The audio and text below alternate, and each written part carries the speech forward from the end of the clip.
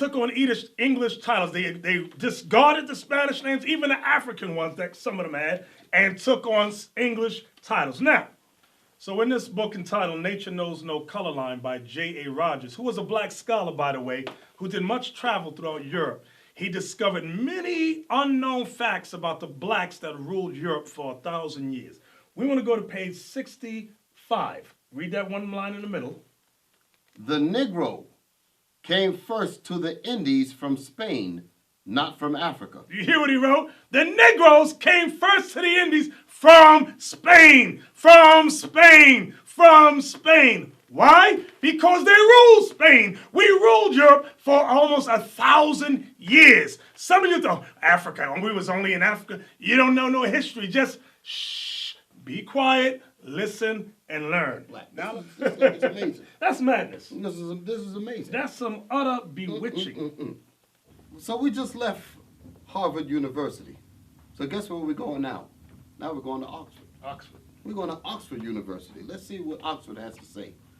The name of this book is entitled The Oxford. That name alone just kills them.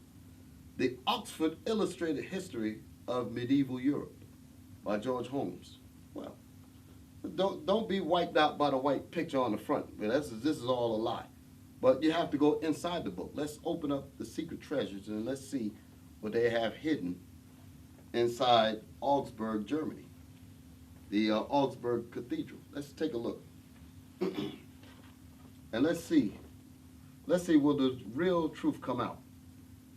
These remarkable windows at Augsburg Cathedral date from about 1100 and depict the prophets Daniel, Hosea, and Jonah together with King David. They survive from a cycle of 22 figures portraying the heavenly Jerusalem and remind us that fine windows were not an invention of the French Gothic style.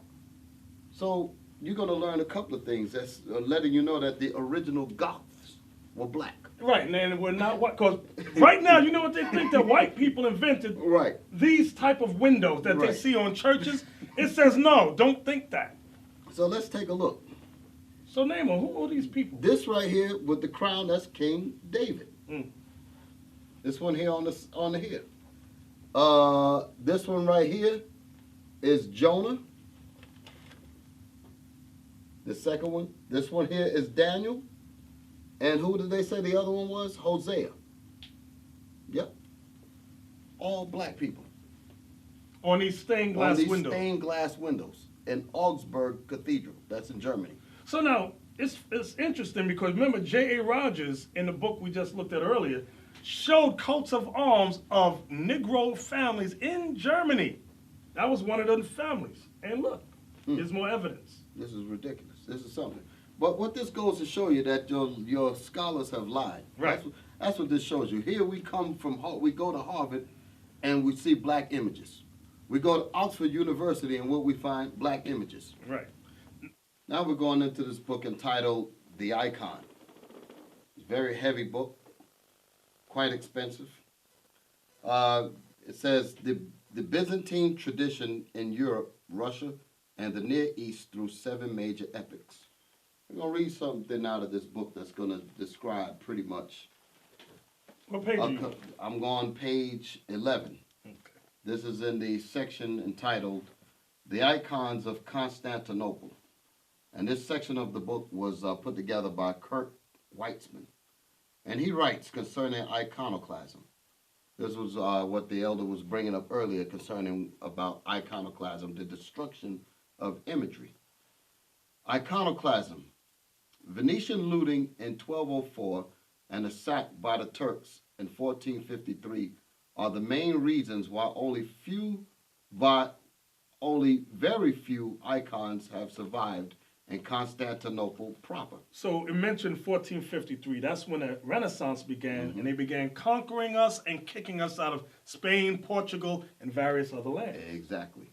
It may seem daring, therefore, to write an entire chapter on the icons of the capital. Yet, the situation is not quite so hopeless as might appear at first glance. Icons existed not only as panel paintings, but also as frescoes and wall mosaics, some of which have emerged from layers of whitewash. Some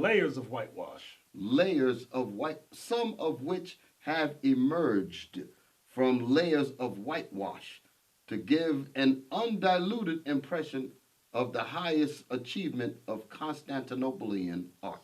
When a so-called white man sicked wild dogs on us, okay? They sicked dogs on us, on our mothers, our sisters, our sons and daughters. And those dogs were vicious to us, okay? Tore us up. Not only that, even before that, think about slavery times. There are movies like the movie Django, which recently came out, where they showed you how the white man sicked dogs on us and they tore us up in slavery. So the Bible's a true book.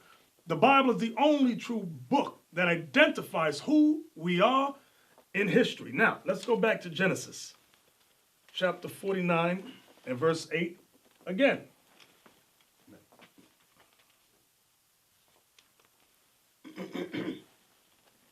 Judah, thou art he whom thy brethren shall praise. Go ahead.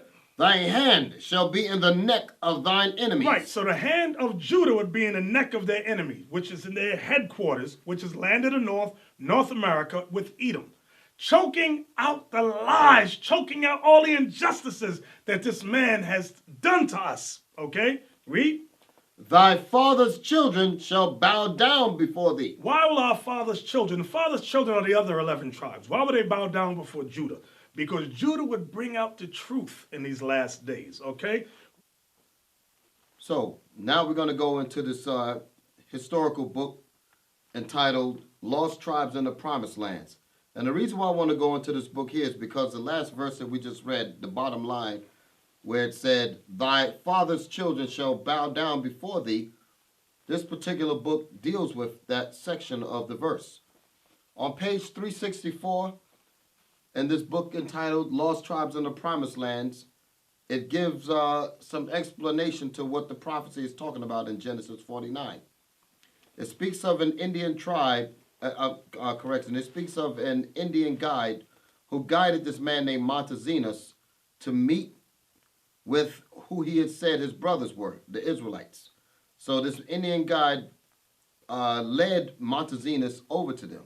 So he's going to give some history about these Indians that he was leading Montezinus to.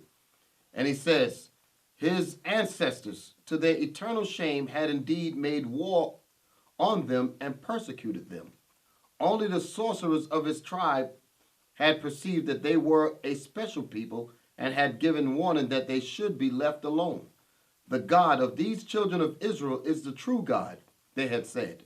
And everything inscribed on their tablets is true. The tablets meaning the Bible. So the so-called Indians had written records of the laws and their customs. So that's letting us know that the Jesuits explained the history. Absolutely. So those were the sorcerers. Absolutely. That's exactly what he's saying.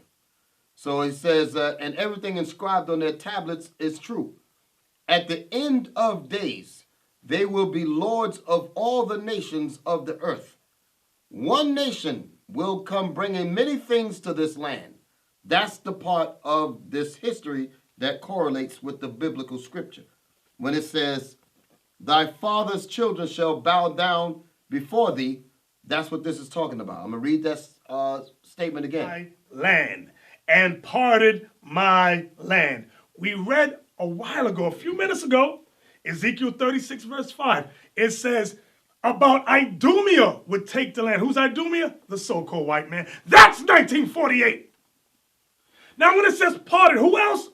To part something means you're divided down the middle. Think about the news. Who's fighting about the partition in Israel?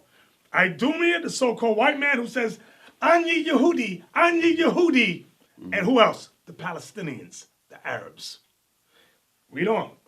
And they have cast lots for my people. To cast lots for God's people means to bid for them. Who bid for the so-called white man that says they're Jew? What historical documents say they were bid for?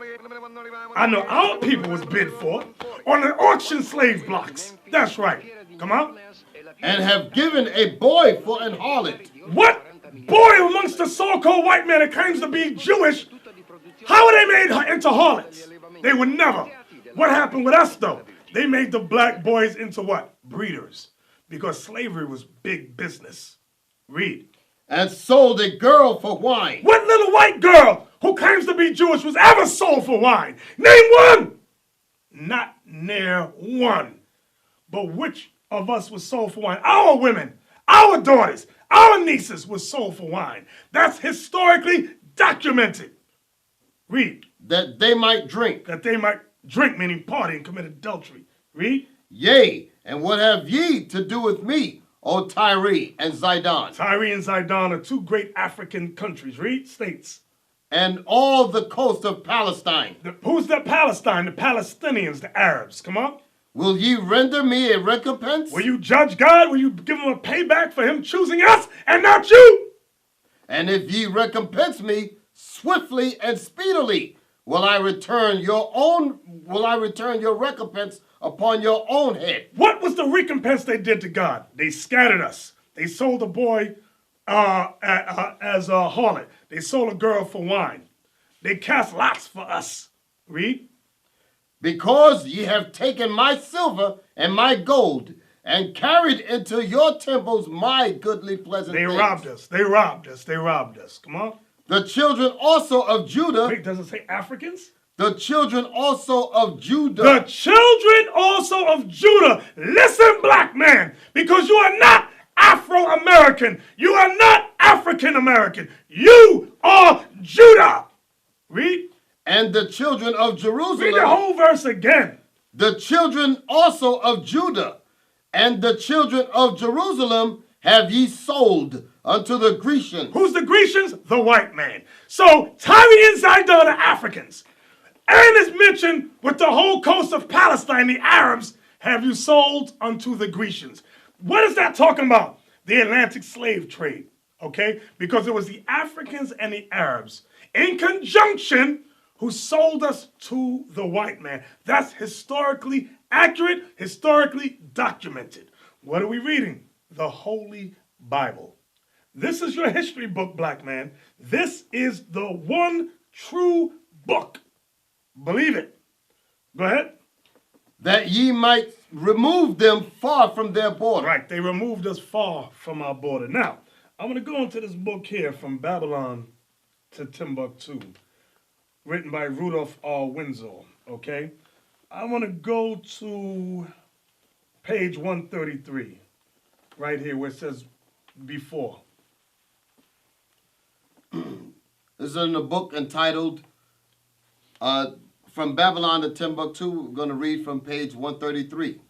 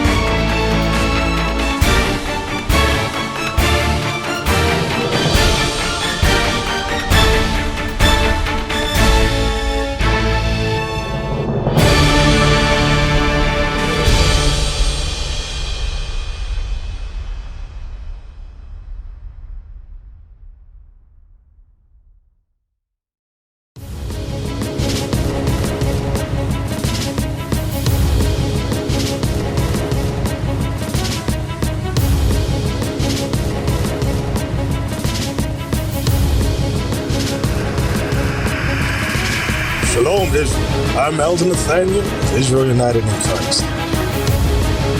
YouTube likes to shut our channels down, as some of you have noticed, ever so often. Subscribing to join IUIC will assure you will always stay connected to our YouTube accounts. We want to do our best to make sure this truth gets out. Please click and join our subscriber YouTube channel called Join IUIC to stay linked to all of our videos. So again, please make sure you subscribe to this Join IUIC channel to get your latest updates from all our YouTube channels. Shalom.